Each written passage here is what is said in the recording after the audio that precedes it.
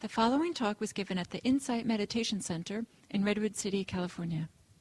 Please visit our website at audiodharma.org. Hi. Lovely to sit with you. So, I'd like to share some reflections this morning about metta, practice of metta and benefits of metta. So, and one thing that brought that to mind was something that Diana Clark and I have started to do. You might have seen it on the schedule, which, by the way, you should add to the announcements. It's on Wednesdays. It's the happy hour. Happy hour. We have started a happy hour at IMC. It's not what happy hour means outside, but bring your own metta is more like it. So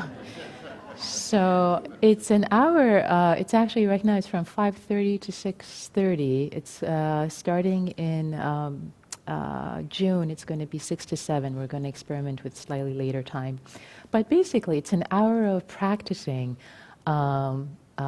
metta, loving kindness, and other Brahma Viharas. So Diana and I are alternating, and each week, one of us will be here. We'll do a guided meditation for about half an hour on loving kindness, one aspect of it, either for others, for yourself. You know, we're progressively working through the concentric circles that I will talk about today, and then we open it up to comments, questions. It's interactive. It's really sweet. It's been really sweet. So if that is a time that appeals to you, and the practice of metta, loving kindness appeals to you, as I will tell you today about the benefits of metta. Actually, I love giving talks because I remind myself of the benefits of practice. It's pretty awesome. So in that vein, metta, loving kindness. So I'd like to actually have a show of hands first to get a sense of how many people have never heard of loving kindness practice, metta. What is this thing she's talking about? So I know. Right. Great. Raise your hands higher. Great. Terrific. Okay, fantastic. Thank you. And people who've heard about it but haven't really practiced it, kind of curious about it but don't know so much about it. A show of hands, please. Great. Sweet. Okay. And then people who have practiced metta, they love it. Yeah. Okay, sweet, great. And the rest, somewhere in the middle. Yeah, great. Okay, awesome. Great. Okay, sweet. So, what is this practice of metta, loving kindness? So, the way I think about practices in Buddhism, there are the wisdom practices. The wisdom practices is vipassana, is insight, is mindfulness, which is what we tend to mainly do when we sit. There are also heart practices. Heart practices are metta, loving kindness, compassion, vicarious joy for joy of others, etc. Gratitude, forgiveness, those are the heart practices. And these two baskets of practices are really supportive of each other. And in fact, it is said that if you practice vipassana mindfulness without these heart practices, it's like riding a bicycle that is out of air, has no air. So it's a really, really bumpy ride. It's pretty rough, right? So these heart practices can be really supportive of the mindfulness practice, of the insight practice, of the vipassana practice. So what is the loving kindness metta practice? What is it as a formal practice? As a formal practice, it's a practice of cultivating goodwill. It's just simply that. It's cultivating a heart of goodwill, friendliness, openness. And it's not a practice that is forced or fabricated, but it's a cultivation. So the idea is that we all have goodwill, we all have friendliness, we all have care, concern. It's just natural. It's a part of our human condition to have that. And with this practice, we kind of stoke the fire, we encourage it, we incline the mind towards it so that it grows and grows and grows. So that in daily life, that becomes the inclination of our minds. It becomes the inclination of our heart. When something happens, our first response is one of, kindness, welcomeness, instead of fear or resentment or anger or anything else that could come up. also, it's actually one thing I want to share is how this practice came about, because I mentioned fear. So it is said that the practice of metta first was taught by the Buddha as an antidote to fear. And according to legend, the Buddha sent a group of monks to meditate in a forest that was inhabited by tree spirits. And the tree spirits completely resented the monks' presence, didn't want the monks there, wanted to get rid of them. So they decided to scare them away. They were pretty crafty. And then what they did was the tree spirits transformed themselves, the legend says, into ghoulish visions, made terrible shrieking sounds, created awful smells. And the monks, they were terrified, and they fled the forest. And they came back to the Buddha and said, Buddha, please send us anywhere else except this forest. It's terrifying there. And the Buddha said, okay, I'm going to send you back to the same forest. But this time, I'm going to give you the only protection you need.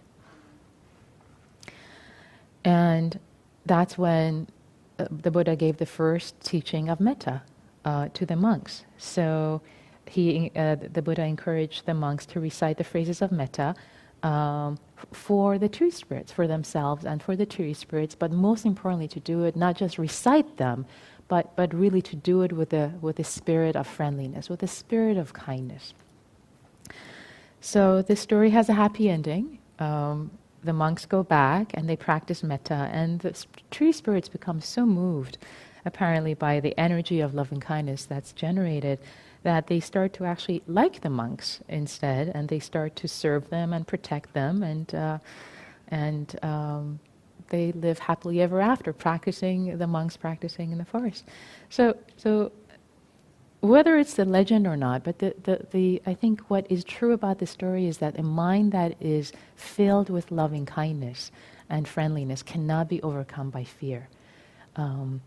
And at the same time, if there is fear in the mind, loving kindness is an antidote. And in fact, loving kindness, metta, is an antidote also for hatred and ill will. And anger, also we teach it as an antidote to anger. So it's a really powerful practice.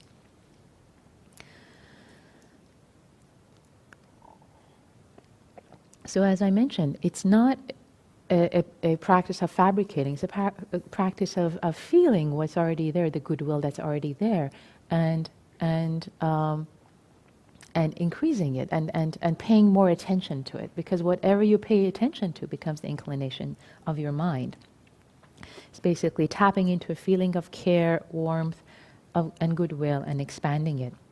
And the way this practice is done is through expanding, widening concentric circles.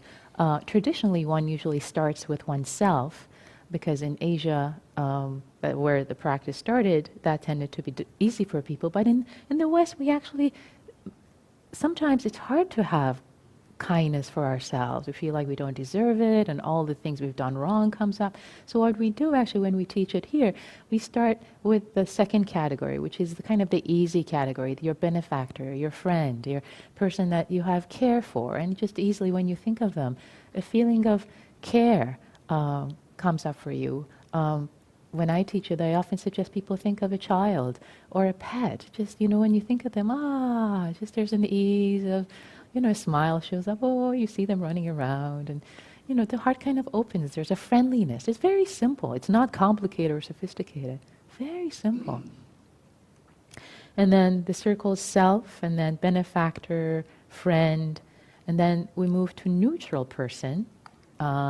As the practice continues to be developed, the heart continues to be opened, and then we can actually open this goodwill to people whom we don't really know, like someone who we've seen at Starbucks, who's made our coffee, and we just see them, or someone at the checkout counter, or somebody we see on the street.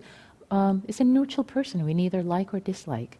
And then another concentric circle after that is people we have difficulty with. So we continue to extend our mind with people whom there's an edge, maybe somebody who's in our family or at work we're having complications with, so extending our heart of goodwill to them. And then the final category is all beings.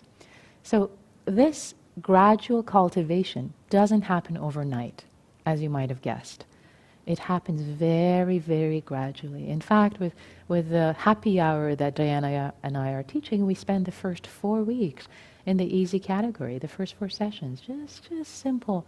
And we're going to move for the next 8 actually sessions for self, just really, kindness, metta for ourselves. Just really, really taking our time.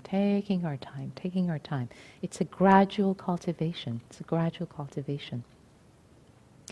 So the way the practice is done is bringing, I usually describe it as a 3-ring circus.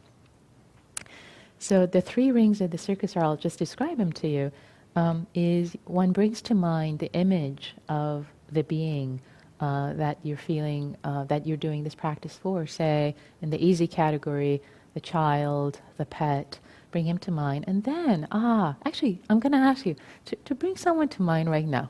Just bring to mind somebody, someone, a child, someone who's just your friend. You care about them. Just bring him to mind. And see what happens in your body now. What happens in your mind and heart? What happens? Maybe just a little bit of something when you bring to mind their image, right? That shift, like, them. Maybe it's like that for you. Maybe something is like, oh yeah. Or maybe safety, whatever that is. That is metta, that friendliness. It's just that. So then, in this practice, we have the first ring of the circus is being the object, the person we have in mind, the being we have in mind. The second ring becomes this subtle feeling that comes up. Just kind of like, keeping that in view. And then the third ring are phrases, our traditional phrases. May you be safe from inner and outer harm. May you be happy and have joy in your heart. May you be healthy and strong. And may you have ease in your life. So 4 phrases that have to do with safety, mental happiness, physical happiness, and ease, just general ease, well-being in life, ease in life. So the phrases then, they become kind of the thread that kind of keep it going. So this practice, sometimes when people do the practice of metta, they want to experience the universal love right away, this amazing feeling of, and I'm not feeling it. I can't do this practice. I'm broken. Guess what? It doesn't happen that way. There might be feelings of emotions coming up. Maybe not, nothing at all. You may not feel anything. In fact, you might just be feeling like you're saying the phrases and they're pretty dry, and that's okay. It's planting seeds. Every phrase, every moment of inclining your minds towards friendliness, towards goodwill, towards other people and yourself is planting the seed.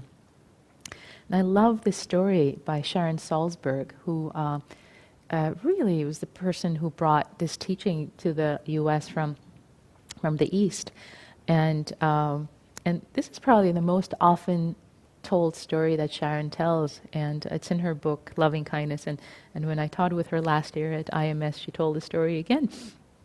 So she said that she wanted to try this practice, and so she did a self-retreat. And so other people were doing Vipassana practice, but during that 7-day retreat, she decided to do metta practice. And so she did metta practice, she did the phrases, she did it for a whole week, and just nothing was happening. She didn't feel a thing. Nothing was happening.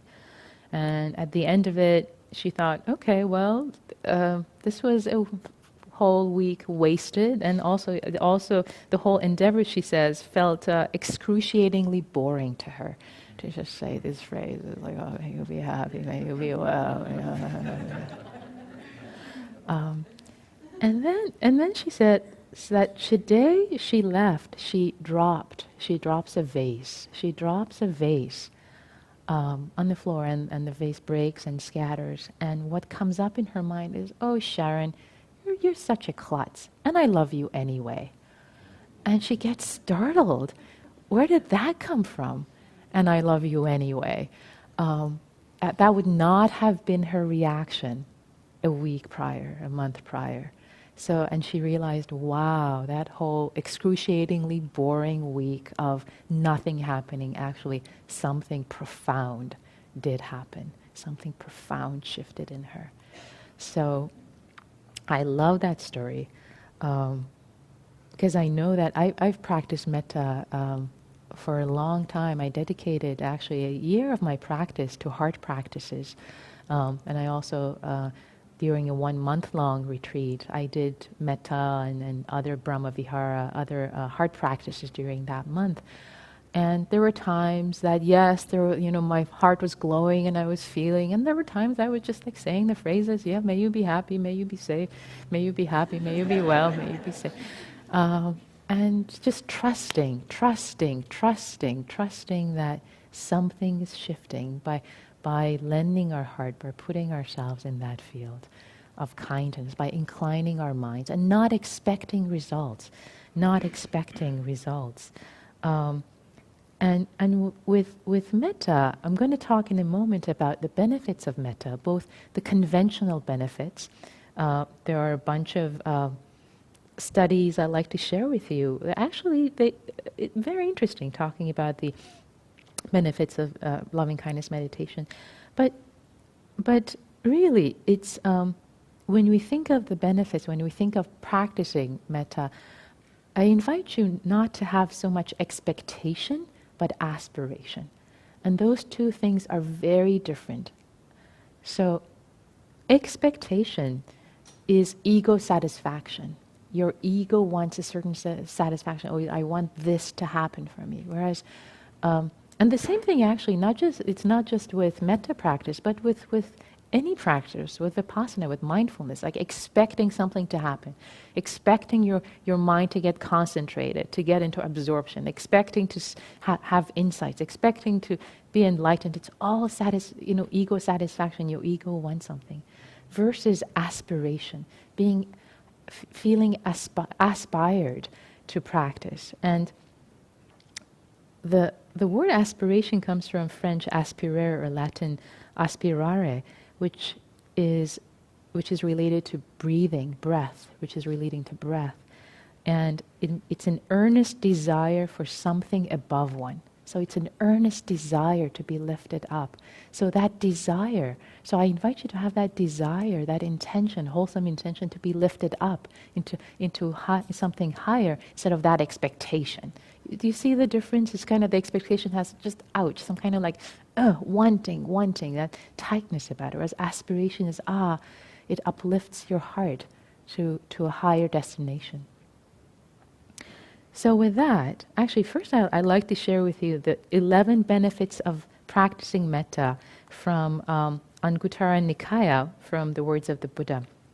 And then I'll share with you the scientific studies. So ready for the 11? It's a good list. So number 1, you will sleep easily. And that is actually true. I can attest to that. You will sleep easily. It's just doing metta and loving kindness before going to bed. Or actually in bed, when you're lying in bed. Yes, great. Other people are nodding in agreement. You've tried it. It's amazing. You sleep better. You really do. Number 2, you will wake up easily. You will wake up easily. Because if you sleep easily and you sleep well, then you wake up easily. Number 3, you will have pleasant dreams. And that's a nice one too, because of course your mind, your heart has been inclined towards a happier destination. That's why we call it happy hour. It kind of makes you happy. It really does. It makes you happier. People will love you. That kind of makes sense too, right? Because if you're happier, if you're less grumpy, right, people will like you more. And actually, this next one is interesting. Devas, which is celestial beings and angels and animals, will love you. This one I don't know, but I have a pretty good relationship with animals, I think, so I don't know. You should try it on yourself. Don't take my word for it. And then devas, celestial beings will protect you. This one, again, I can't attest to, I don't know, but it sounds like a really good benefit. This next one I'm not so sure about, so I'll share it. But number 7, external dangers such as poisons, weapons, and fire will not harm you. I wouldn't recommend trying this at home. I don't know. I haven't tried it, but I don't know. But this next one, I think is a good one. Number 8, your face will be radiant. Yeah, I think so too. This 9th one, actually this one completely I agree with. Your mind will be serene. Your mind will be serene. Will be in a happier destination. By the way, that one reason why this heart practices, the 4 of them are called Brahma Viharas, the dwellings, heavenly dwellings. It's really, it feels like you're in the heavenly realm. And what is it like to be in the heavenly realm? The mind is serene, the mind is happy. That's where the mind resides, in the heavenly realm, in the happy realm. Brahma Viharas, Brahma, heavenly Vihara dwelling. Number 10, this one I don't know either yet. You will die unconfused. It's a good one though. And number 11, you will be reborn in happy realms. It's a nice one too. And also if you think of rebirth, not just from one life, one full life to the next full life, but if you think of it being reborn from this moment to the next, which is another way some scholars interpret rebirth, if your mind is inclined to kindness in this moment, well, you will be reborn in a happier place in the next moment, right? Because one moment preconditions the next. So yes, you will be reborn in happy realms in the next moment of your life. So, okay, now I'd like to share with you some of the scientific studies. So there are effects in increasing positive emotions, which is basically you'll be happier, your mind will be serene, and decreasing negative emotions. And this was a seminal study that was done by Barbara Friedrichsen, and she and her colleagues took subjects in a 7 weeks of loving kindness meditation. So they did 7 weeks of meditation, and then by the end of that, measurably, in a statistically significant way, there was increased love, feelings of joy, contentment, gratitude, hope, interest, amusement, and awe. These are all pretty good, right? Just 7 weeks? It seems pretty short.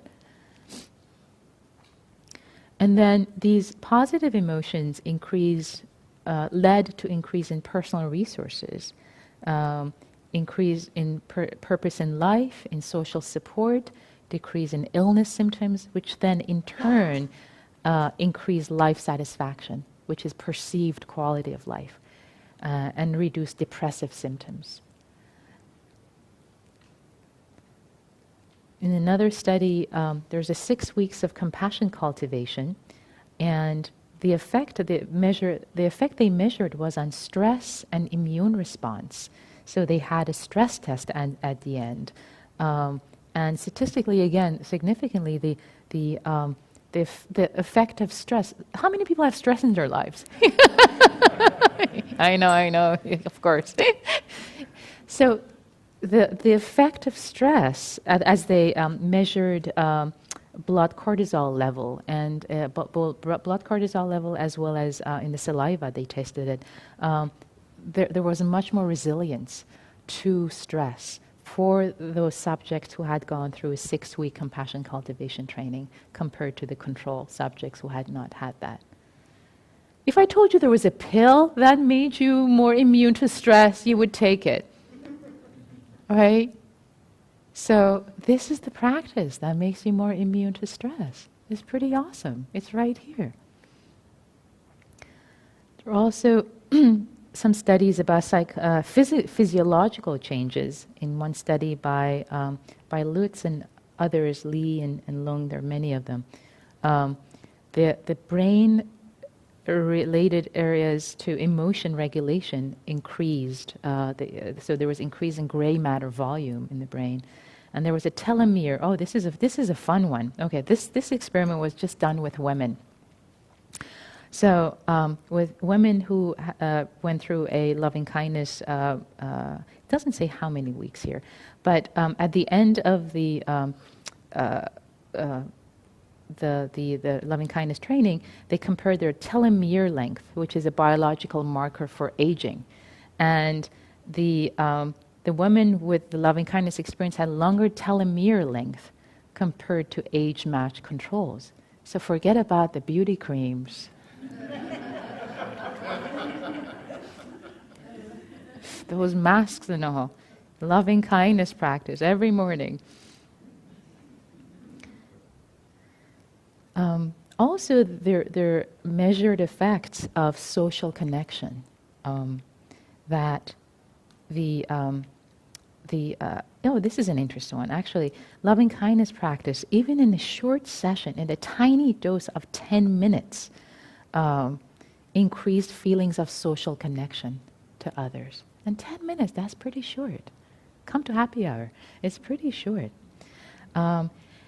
Loving kindness practice makes you nicer, makes you more helpful. Again, there was another study that they did in the lab.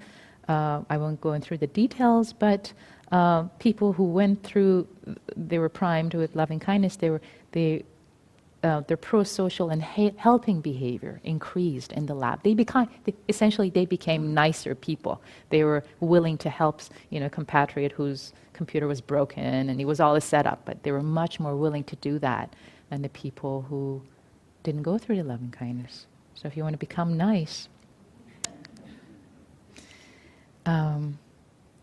Another, actually, this is, I think, a very important one.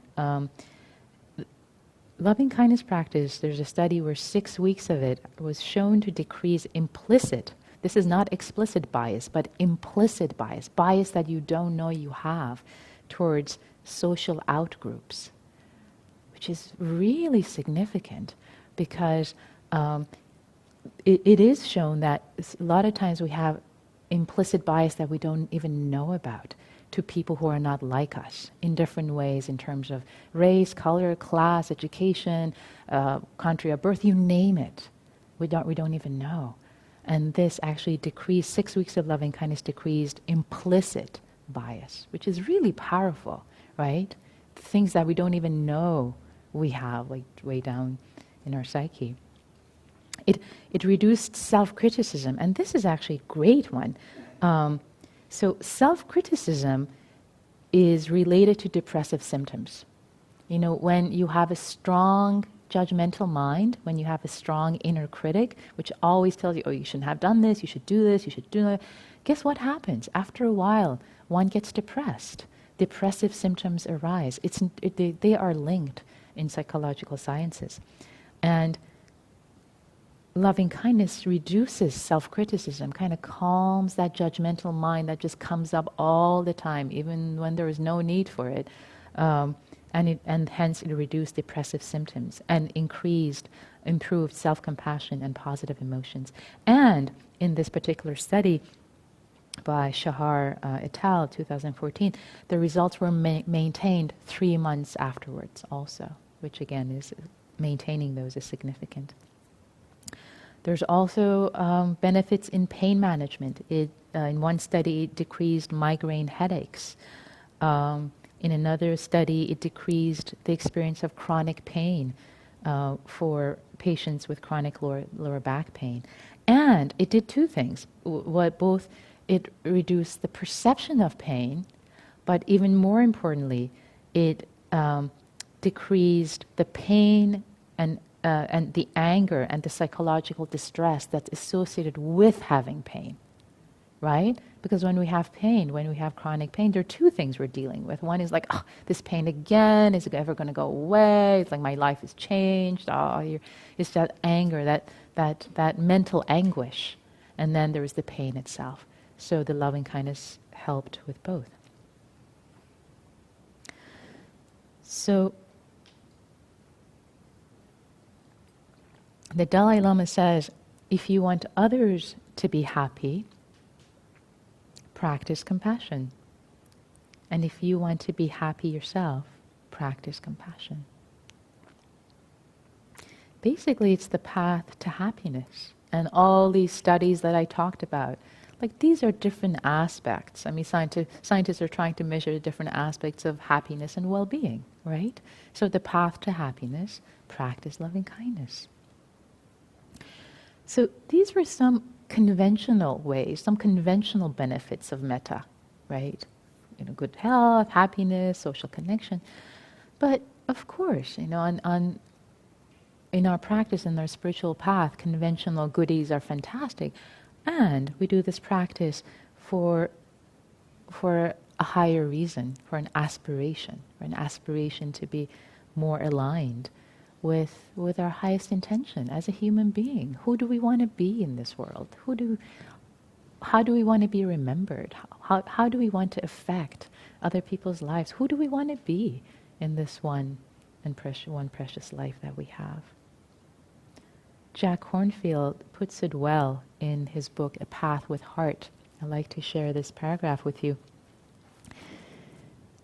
He says, "In the stress and complexity of our lives, we may forget our deepest intention. But when people come to the end of their life and look back, the question that they most often ask are not usually, how much is in my bank account, or how many books did I write, or what did I build, or the like. If you have the privilege of being with a person who's aware at the time of his or her death, you find the questions such a person asks are very simple. Did I love well? Did I live fully? Did I learn to let go? So the question, did I love well? It really comes down to that. Did I love well? Do we love well? Are we inclining our minds to love ourselves, to love others around you? How can we open our hearts to our fuller potential as our human beings to love, to accept? And it's up to us. Nobody else is going to do it for us. There's no magic pill. It's really up to us.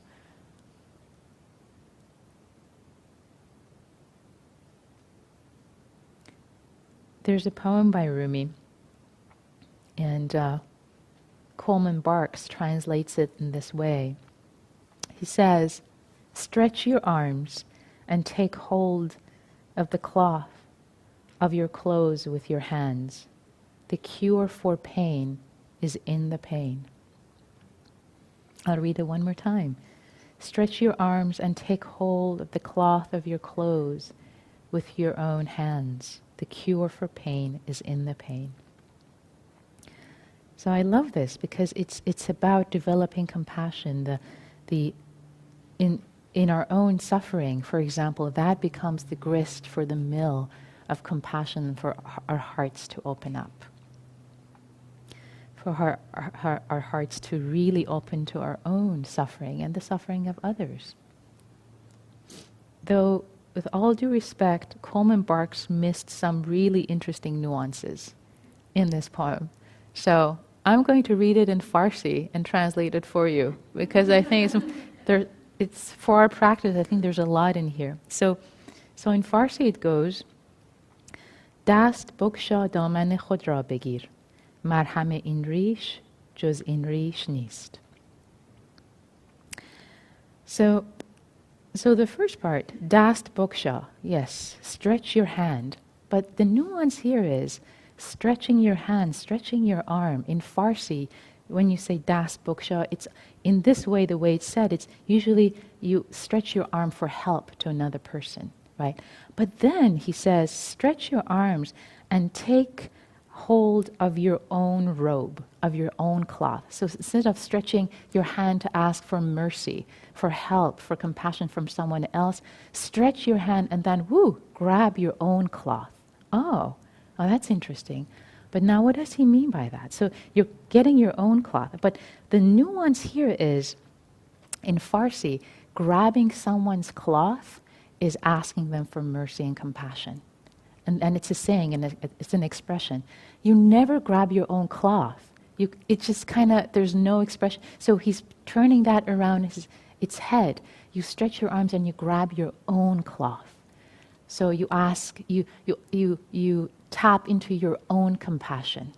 Does that make sense? It's a beautiful way of working with a metaphor. So stretch your arms and grab your own cloth of mercy, generosity, kindness, compassion, your own robe. And then the second part that Coleman Barks translate the cure for the pain in this pain is in the pain, is actually more nuanced too. So what he says is marhame in rish. Marham is the word for curing salve. It's like the curing salve for this wound. The word rish appears twice in the second part. The curing salve for this wound. The first rish means wound.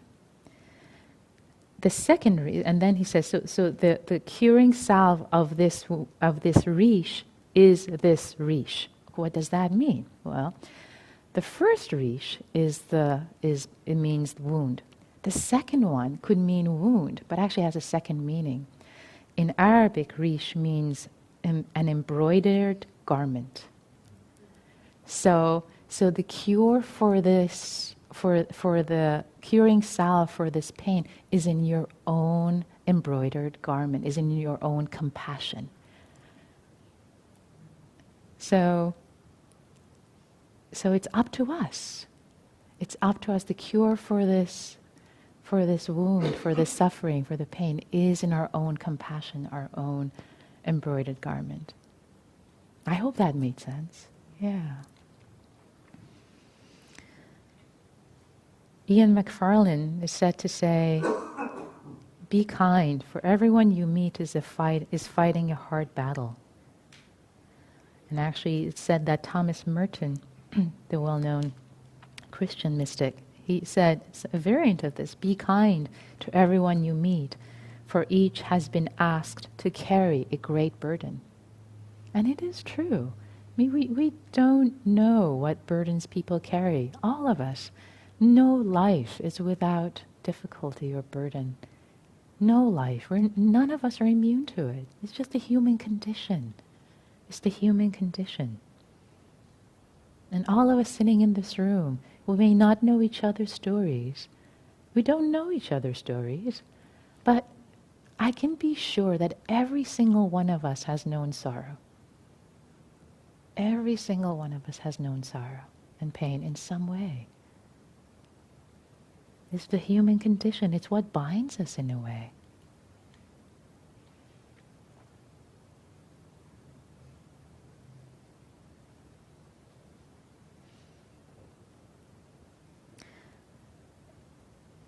And by cultivating our hearts to compassion, to kindness, to metta, we can be the one to be of service, to provide that care, the love, the stability when it's needed. There's a beautiful quote I want to share with you from Thich Nhat Hanh, from his book Peaceful Action, Open Heart. He says, "Imagine a boatload of refugees caught in a storm at sea. If everyone panics, they will jump up and move around hurriedly and fearfully, further destabilizing the boat and perhaps causing it to capsize. But if there is just one person who remains calm, who is with his equanimity, his or her equanimity, can say, 'Dear friends, stay where you are and sit quietly,' that person can save the whole group. Though he or she doesn't do anything, but stay calm and help others regain their calmness. In this way, the catastrophe is averted. This is skillful non-action, the quality of being that is the ground for all good action." So maybe it's up to us. Maybe you will be the only one on the boat who has stability and loving kindness. Why rely on others? Why rely on others? It's up to us. Nobody's going to do it for us to incline our hearts.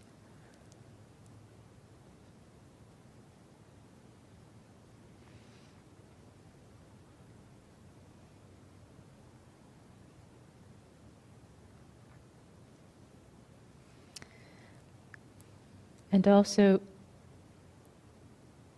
with the events in our world and our country, and around the world really,